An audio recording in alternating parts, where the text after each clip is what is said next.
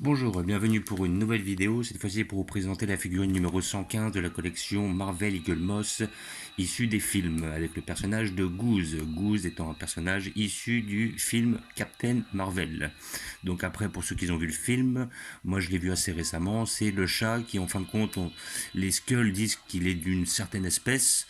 J'en retiens j'ai pas retenu le nom, je pense que je vais le retrouver dans le fascicule. Et Nick Fury est persuadé que c'est un chat pendant tout le long de l'aventure. Et puis à la fin, ce fameux chat, quand il ouvre la bouche, il a des grosses tentacules qui ressortent. Et je me rappelle qu'il avait même confié le Tesseract. Donc ce qui est agréable, c'est de revoir à travers le film le Tesseract. Même si je me demande s'il n'y a pas des incohérences, parce que je comprends pas réellement pourquoi le Tesseract, il est dans cette... il est dans, il est en possession justement des Skulls, alors que à la base, le souvenir que j'en avais, je pense que l'histoire du premier Captain America est antérieure à celle de Captain Marvel, et en fin de compte, à la base, dans le premier Captain America, il trouve dans une église le Tesseract qui est caché derrière une fresque, et à la fin de Captain America premier volume, comme il s'appelle, Captain America avec son vaisseau plonge dans l'Antarctique et le Tesseract part avec lui. Donc je vois pas à quel moment les Skulls ont pu récupérer cette fameuse pierre, ce fameux Tesseract. Donc après là pour moi c'est peut-être une incohérence, si quelqu'un peut m'éclairer là-dessus. Sinon j'ai vu le film Captain Marvel il y a peu de temps, j'ai trouvé pas mal. J'ai bien aimé la confrontation Skull et Kree. J'étais persuadé que les Kree étaient les bons pendant toute la durée du film et finalement on se rend compte que les Kree n'étaient pas on va dire, bons que ça. Et à côté de ça, ça a été un plaisir de revoir justement des personnages comme Ronan, que j'avais beaucoup aimé à travers les Gardiens de la Galaxie. J'avais bien aimé le personnage. Et puis de revoir un petit peu Nick Fury quand il était jeune, tout ça et tout. Même si la figurine n'était pas sortie, enfin était sortie, mais je l'avais pas prise parce que bon, j'avais déjà un Nick Fury on va dire de l'époque récente, donc j'ai pas besoin de le reprendre dans le temps et tout ça.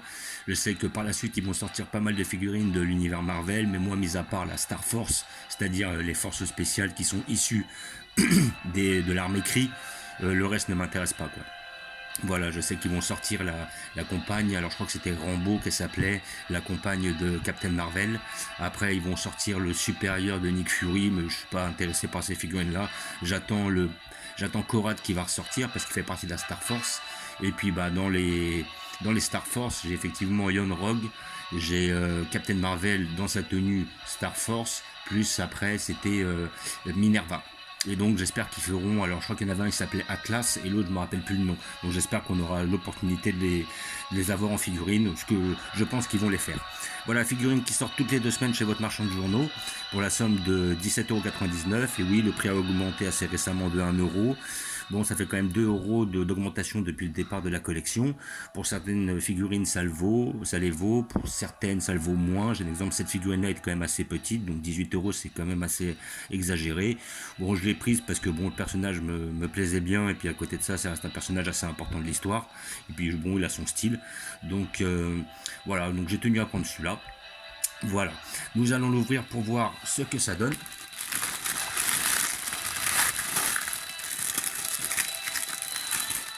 Comme d'habitude avec cet achat, vous avez le fascicule. Voilà, qui vous explique qui est le personnage. Donc, mis à part un charouquin, je ne sais pas ce qu'on va nous dire sur le perso. Donc là, on a un petit visu sur la figurine. Goose de Captain Marvel. Avec la fameuse Brie Larson. Voilà, nanani. Féroce Flerken, voilà, ouais. Le Skrull Talos explique à Nick Fury et à Carol Danvers que Goose n'est pas un chat, mais un dangereux extraterrestre. Ok, appelé Flerken. Alors, Flerken, je pensais que c'était une espèce, mais visiblement, c'est un individu. Ok, voilà, et les deux collègues ont du mal à le croire jusqu'au moment où ils se rendent compte qu'effectivement, il a des grosses tentacules qui lui sortent de la bouche dès qu'il ouvre la bouche. Goose a été incarné par de vrais chats. Oui, à la rigueur, c'est beaucoup plus facile. Voilà, donc Flerken, dans Captain Marvel volume 8, numéro 7 de novembre 2014. Voilà, donc là, hop, on a une photo du chat, super mignon, super amical. Là, une petite photo de Captain Marvel. Après, voilà, donc ce petit fascicule, on va avoir, là, je crois que c'est un Skull. Là, on a notre fameux Talos que j'ai en figurine, effectivement. J'ai bien apprécié le film, hein, j'ai trouvé intéressant, je ne l'avais pas vu, et puis franchement, il est pas mal. Voilà, il permet aussi de bien rejoindre justement comment dire, de bien lier en fin de compte l'histoire entre le Captain America et le Avenger Endgame. Donc voilà, là on voit une petite photo de notre ami, hop, je sais pas si on voit, Flerken. Voilà, et là, la prochaine figurine que je prendrai obligatoirement, vu que j'apprécie beaucoup les armures d'Iron Man, c'est le personnage de Iron Man Mark 85, issu du film Avenger Endgame. Voilà, donc celle-là, effectivement, il y a des grandes chances que je la prenne. Si je la trouve, je la prends automatiquement. Voilà. Donc, nous allons voir ce que ça donne.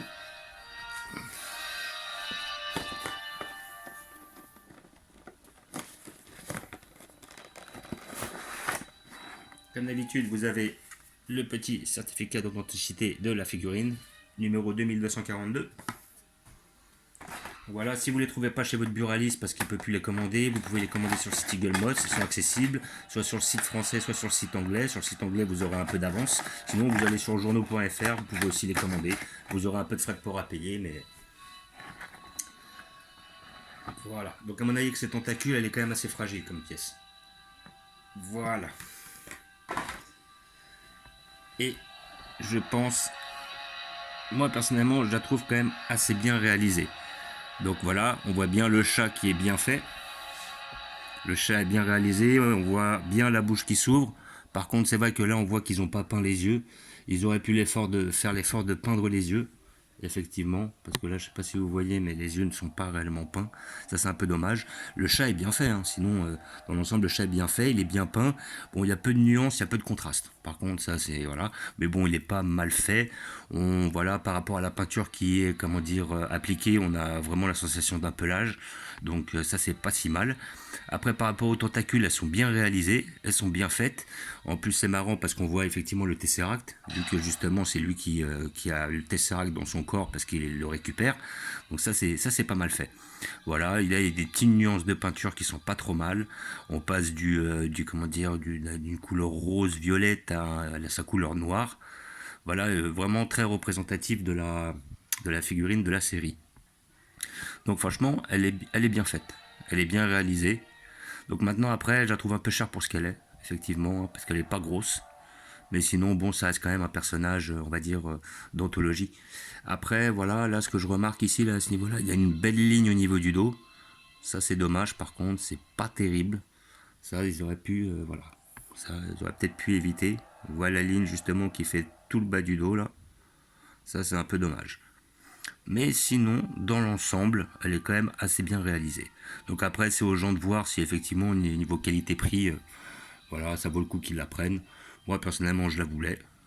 Quand je l'ai vue, enfin, quand je l'ai vue au début, je me suis demandé ce que c'était. Et puis après, quand j'ai vu le film, je me suis dit, bon, ça reste quand même un personnage voilà, assez important. Donc, et puis qui sort un peu du lot. Et bon, il est évident que c'est des figurines, bon, comme c'est une figurine qui n'a pas un visage humain, il y a moins de chances d'avoir comment dire, des défauts. Parce que c'est vrai que les visages humains chez Eagle Moss, c'est pas trop leur truc. Mais sinon, dans l'ensemble, elle est quand même bien réalisée. Voilà, comme je disais, comme d'habitude, figurine à 17,99€, vous la trouvez chez votre buraliste. S'il ne l'a pas, n'hésitez pas à la commander sur les sites spécialisés, Eagle Moss, journaux.fr, tout ça. Je pense que vous pourrez la trouver assez facilement. Et j'ai prévu une petite place pour notre ami. Il doit être assez fragile avec ses tentacules, donc à manier avec parcimonie.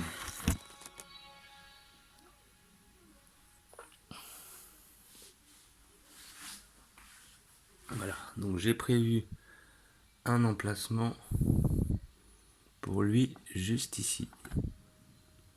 Voilà.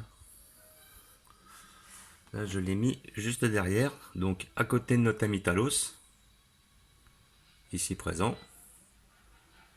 Et après, juste à côté de la Star Force, avec Yon Rock, Captain Marvel, Minerva, qui sont les trois figurines sorties de chez Star Force.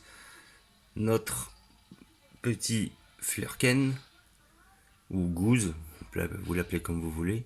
Et après, notre ami Talos.